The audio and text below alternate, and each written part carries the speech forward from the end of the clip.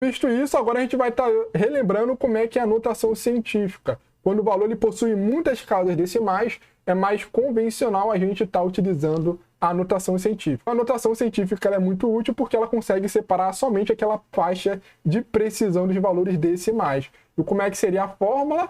O valor n ele vai ser igual a f vezes 10 elevado a e, onde f seria a parte fracionária, 10 seria a base do sistema, aqui considerando o sistema decimal, e o e seria o expoente, que pode ser tanto inteiro ou negativo. Então, utilizando notação científica, como é que a gente representaria aqueles valores que a gente viu no início da aula? A massa da Terra em quilogramas, a gente viu que em decimal seria esse valor enorme. Se a gente transferisse para a notação científica, a gente conseguiria representar somente a parte fracionária com precisão, dando o valor de 5,9742 vezes 10 elevado a 24. Da mesma forma, a gente consegue estar representando a massa do elétron em microgramas. Em notação científica, seria 9,10938 vezes 10 elevado a menos 22. A notação científica ela dá uma noção melhor para a gente de como seria a representação de um valor ou muito grande ou um valor muito pequeno. A gente vai estar utilizando notação científica para representar valores fracionários.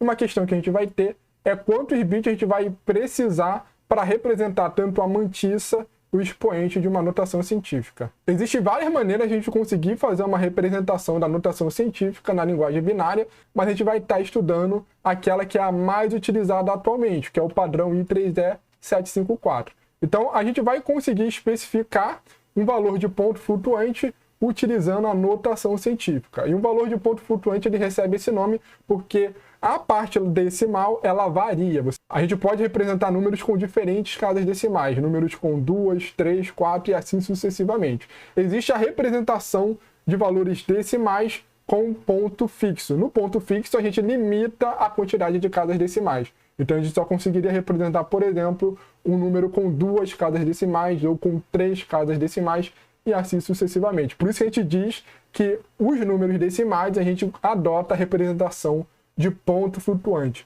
porque você pode ter números com diferentes casas decimais. E a notação que a gente tem com o padrão em 3E754 a gente vai definir o número da seguinte forma. A gente vai ter a parte que vai expressar o sinal, que vai ser menos S elevado a S, que seria se tem sinal ou não, vezes a mantissa, vezes a base elevada ao expoente. Como a gente está falando no sistema binário, a base é 2.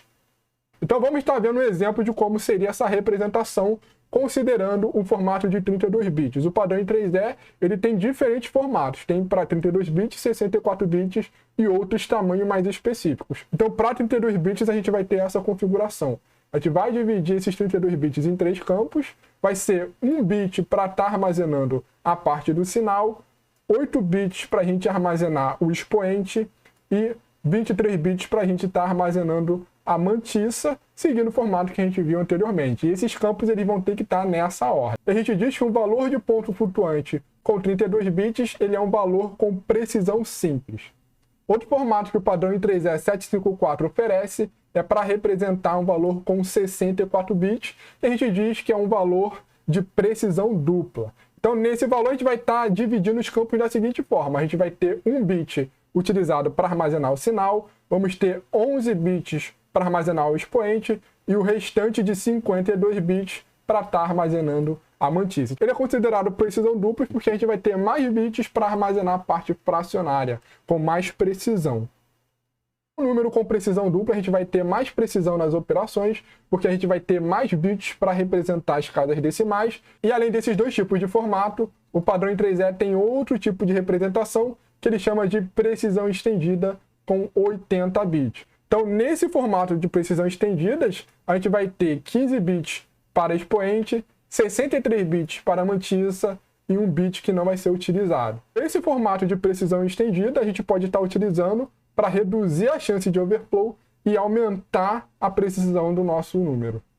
Agora vamos ver como é que é a representação do campo do expoente. O expoente ele pode ser tanto positivo e negativo. E a gente viu na aula anterior que temos algumas representações de números com sinal. A gente viu 3 tipos de codificação, né? Vimos sinal e magnitude, complemento de 1 e complemento de 2. Só que no padrão em 3E754, ele vai utilizar um outro tipo de codificação que a gente chama de representação por excesso, ou biased. Então, como é que é a representação de um número com sinal por excesso? Então, a gente vai estar pegando o valor do expoente e somar com um termo que é chamado de bias. E como é que é calculado o bias? O bias ele vai ter essa fórmula, ele vai ser 2 elevado a n menos 1, onde n vai ser a quantidade de bits para expressar o expoente. Então, dessa forma, a gente garante que essa representação por excesso ele sempre vai ter um valor positivo, mesmo a gente representando os expoentes negativos. Vamos estar vendo aqui alguns exemplos.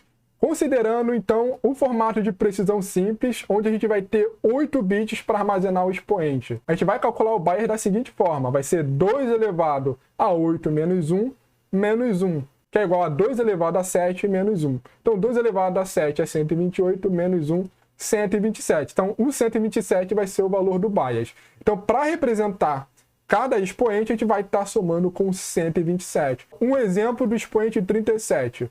A representação que vai ficar de fato no campo de expoente vai ser igual a 37 mais 127, que é o valor do bias. O que seria armazenado de fato seria o valor 154, que representado em linguagem binária seria esse conjunto de bits aqui. Da mesma forma, agora tendo o expoente negativo, o valor menos 172.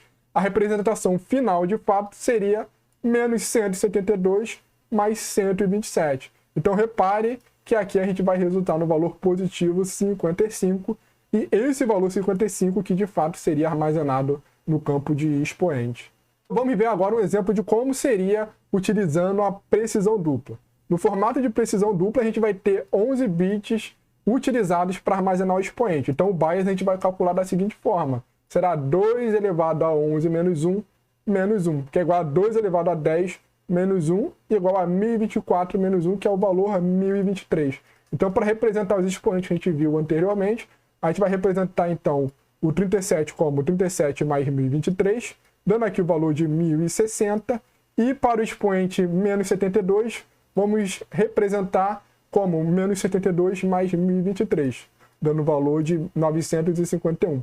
Então, reparem que utilizando essa representação por excesso, a gente sempre vai ter um valor positivo no campo de expoente. Um outro detalhe que é importante notar é que no padrão I3E, ele considera que os números eles vão ter o seguinte formato. Ele vai ser 1, a mantissa, que seria a parte fracionária, vezes 2 elevado ao expoente, que está representado aqui por esse conjunto de y. Então, isso aqui seria a quantidade de bits para representar o expoente. Então, a gente sempre vai estar considerando que a parte inteira é 1 alguma coisa.